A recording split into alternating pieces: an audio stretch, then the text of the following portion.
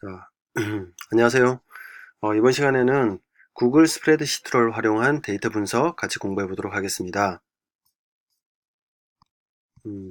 구글 시트에는 다양한 기능들이 있는데 여기서는 기본 기능만 살펴보고요.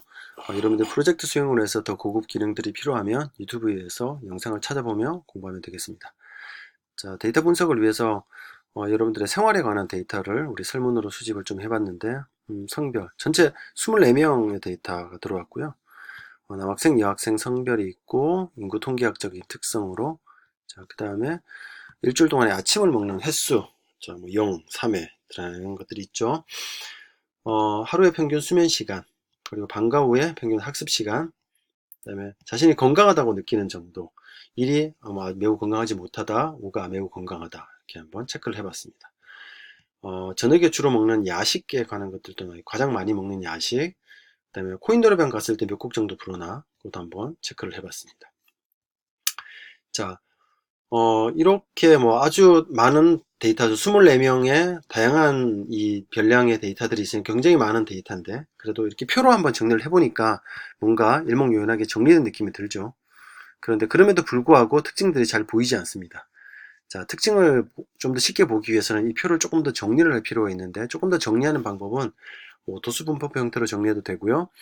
보통은 우리 데이터 분석에서는 필터나 정렬을 이용할 수 있습니다.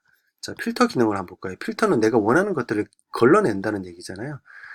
자, 여기 첫 번째 일행을 한번 체크하고 난 다음에 여기 데이터에 보면 필터 만들기라는 게 있습니다. 깔때기 기능이 있고요. 자, 얘를 한번 눌러보겠습니다. 눌러보면 여기에 지금 깔때기가 걸려 있습니다. 와이파이 모양 비슷하게 생겼는데 남녀가 다 체크되어 있죠. 남학생을 해제를 하고 여학생만 해서 확인을 누르면 자, 여학생에 대한 데이터만 이렇게 보여지죠. 자, 그럼 내가 원하는 것들을 추릴 수 있겠죠. 뭐 야식에 빵만 먹는 친구들, 노래방에 뭐 내곡만 부르는 친구들 이렇게 추려내서 볼 수도 있습니다. 요 기능에서 자, 필터 요 부분을 사용해도 되겠습니다. 자, 한번 다시 해제를 할 때는 다 체크를 해보면 되고요. 자, 그럼에도 불구하고 잘 안 보이죠. 그래서 데이터 특성을 쉽게 보는 방법은 우리가 시각화 시키는 방법인데 그래프 또는 차트라고 합니다. 자, 야식을 한번 해볼까요? 자, 야식에 관한 데이터를 가지고 우리가 차트를 한번 만들어 보겠습니다. 차트는 보통 삽입이라는 곳에 여기 차트가 들어가 있는데요. 어디가 있죠? 여기 있네요. 여기서 해도 되고 우리 깔때기 옆에 보면 차트가 있습니다. 자, 차트 삽입 한번 들어가 볼게요. 자, 각각의 별량에 따라서 지금 횟수가 도수들이 이렇게 나와 있는데 이게 지금 라인 차트, 선 차트로 나와 있죠. 선 차트는 보통 변화를 나타낼 때 많이 쓰는 거거든요. 예를 들면 여기에 연도, 별량의 연도가 나와 있다든지 나이가 나와 있다든지 이런 것들이 나와 있으면 선 차트가 적당한데 지금은 별로 큰 의미는 없죠. 그래서 이것보다는 좀 비교가 좀 편한 막대 그래프 형태가 괜찮을 것 같습니다. 자, 대로 보면 어때요? 조금 더 아까보다는 뚜렷하게 보이죠. 먹지 않는 친구들이 7번으로 가장 많네요. 먹는 친구들 중에 라면이 가장 많다. 이런 것들 보여지죠. 그죠? 나머지 것들은 횟수가 좀 적고 치킨은 의외로 굉장히 적네요. 좀 비싸서 그런가요? 자, 이렇게 볼 수 있는 방법이 있고, 자, 전체에서 비율을 보는 방법은 파이 차트라고 하는 원형 차트, 원그래프가 좋습니다. 그러면 전체에서 라면은 25%, 먹지 않는 친구들은 29% 차지하고 있다. 이런 것들 잘 볼 수 있죠. 그죠? 자, 네, 한번 지우고 자, 보겠습니다. 자, 여기 있는 숫자 자료들을 볼 때는 이 숫자들의 속성을 바꿔둘 필요가 있는데요. 여기 보면, 여기 1, 2, 3이라고 된 거 보면, 여기 지금 숫자로 아마 대부분 돼 있을 텐데, 여기를 텍스트로 바꿔주면, 아까처럼 똑같이 우리가 차트를 그리는데 문제가 일으키지 않습니다. 자, 이렇게 시각화해서 다양한 것들을 살펴볼 수 있고요. 자, 그 다음에는 여러 가지 통계값들을 계산해서 숫자로 해석하는 방법이 있었죠. 대표값, 산포도 이런 얘기가 있었고요. 상관관계. 그래서 평균, 중앙값, 최빈값, 그리고 산포도로서 표준 편차, 그리고 상관관계를 나타내는 상관계수 있습니다. 되게 이 스프레드시트, 엑셀 등에서 영어로 나와 있는데 평균은 영어를 잘 기억하고 있어야 됩니다. 평균은 에버리지 알고 있죠. 또는 민이라고 하기도 하고요. 중앙값은 메디안, 최빈값은 모드, 표준 편차는 스탠다드 데비에이션, 상관관계 코릴레이션 이렇게 나와 있습니다. 계산해 볼까요? 자, 계산을 하기 위해서는 값이 들어갈 곳에 클릭을 하고요.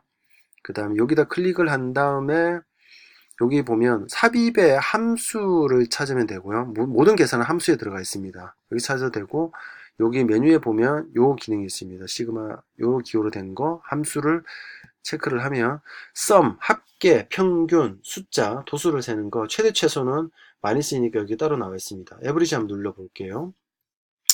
자, 우리가 계산하고자 하는 곳을 드래그해서 이렇게 했습니다. 아침 먹는 횟수의 평균을 한번 구해 보도록 하죠. 드래그 한 다음에 엔터를 치면 평균 1.17. 만약에 이 숫자가 뭐 이렇게 소수점 자리가 문제가 된다. 그럼 여기로 내립니다. 소수점 자리를 증가하거나 소수점 자리를 줄일 수 있습니다. 자, 1 되면 좀 불정확하죠. 그래서 한 두 자리 정도가 좀 적당할 수 있겠네요. 평균 1.17에 됩니다.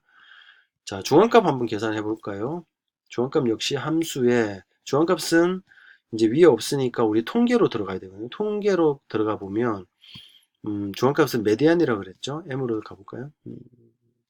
LN 보면 여기 메디안이 있네요. 그죠? 메디안을 누릅니다. 자, 이번에는 수면 시간의 중앙값 한번 계산해 볼까요? 수면 시간의 중앙값을 계산해 보면 네, 6.5 한번 정가면 6.50 6.5가 중앙값으로 나와 있네요. 아마 이게 짝수계여서 두 개의 평균이 계산된 것 같죠, 가운데서. 자, 수면 시간에 최빈값 한번 계산해 볼까요? 똑같이 최빈값은 통계에서 모드로 가야 되겠죠. 자, 모드로 계산하면 자, 수면 시간의 최빈값을 계산해 보면 이렇게 클릭합니다. 이 7이 어떤 의미예요? 7시간 자는 학생들이 가장 많다, 이런 의미로 해석할 수 있겠네요. 자, 표준 편차. 우리 아까 평균을 구했던 거 있죠? 아침 횟수의 평균이 1.17회인데 표준 편차가 어떻게 되는지 한번 살펴보겠습니다. 표준 편차는 역시 똑같이 함수에서 통계 스탠다드 데비에이션입니다. S로 가서 굉장히 많은 계산 함수들이 있죠. STDEV 약자로 나와 있죠. 스탠다드 데비에이션으로 들어가 봅니다. 누르면 역시 똑같이 드래그 해주면 됩니다. 이렇게 드래그 해주면 클릭. 1.4 평균 1.17에서 플러스 마이너스 1.4 정도 차이가 흩어져 있다, 이런 의미를 가지고 있다 그랬죠. 그죠? 자, 서로 비교해 볼 수 있습니다. 다른 것들하고 남녀의 차이를 한번 비교해 볼 수도 있겠네요. 그죠? 자, 상관계수. 만약에 남자의 학습 시간이 궁금하다 그러면 남자들만 따로 하기 애매하죠. 어떻게 하면 될까요? 바로 이럴 때 바로 필터를 이용합니다. 자, 남학생만 체크를 해서 데이터 자체를 남학생만 남겨놔요. 그러고 난 다음에 남학생의 학습 시간이 보일 때 뭘 하면 되겠습니까? 함수로 계산해 주면 되죠. 함수로서 평균 한번 검색해 볼까요? 위에 에버리지 있었죠. 그죠? 에버리지 남학생의 학습 시간의 평균 긁어서 엔터. 2.91시간 이렇게 나오네요.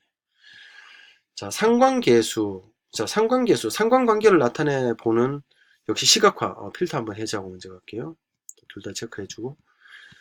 자, 어떤 두 개의 별량의 상관이 있느냐, 아침 먹는 횟수와 수면 시간 간에 상관이 있을까, 그걸 그림으로 그래프로 나타내는 방법, 우리 산점도라고 했죠. 차트 한번 삽입해 볼까요?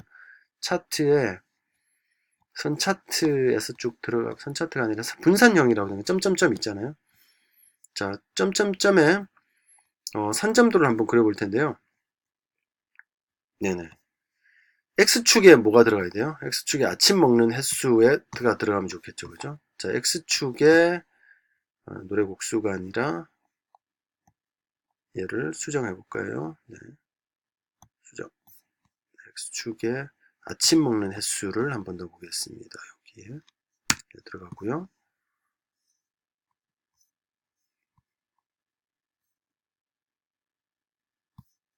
좀 지저분했는데 다시 하겠습니다. 이렇게 아침 먹는 횟수와 수면 시간을 먼저 드래그를 한 다음에 여기에 차트를 들어가 보죠. 자, 그러면 선 차트가 아니라 우리 산점도를 그려야 되니까 분산형으로 갑니다. 그런데 좀 이상하게 나왔죠. 그래서 X축에다가 뭐를 하냐면 우리가 원하는 거는 X축이 바로 아침 먹는 횟수죠. 그래서 아침 먹는 횟수의 숫자만 체크를 해봅니다. 네, 이렇게 클릭을 하고요. 그 다음에 Y축에는 계열인데요. 아침 먹는 횟수가 사라지고 수면 시간만 남아 있어야 되겠죠. 그래서 X축에 아까 뭐였어요? 요거였죠. 아침 횟수가 들어가고 여기에 수면 시간이 들어간 산점도가 이렇게 완성이 되고요. 자, 이 산점도가 나타내는 상관계수가 얼마인지를 자, 구해보기 위해서는 이렇게 하면 됩니다. 자, 여기에 코릴레이션 한번 찍어보죠. 역시 함수 삽입으로 들어가서 아까 통계 어디가 있죠? 통계 코릴레이션으로 들어가면 CORR입니다. 피어슨의 정률 상관계수라는 걸 보면 되고요. 형식을 보면 두 열이 들어갑니다. 그래서 두 번 클릭을 해주는데요. 자, 얘와 숫자들 얘와 그 다음에 컴마를 하고 그 다음에 요거를 클릭을 해줍니다.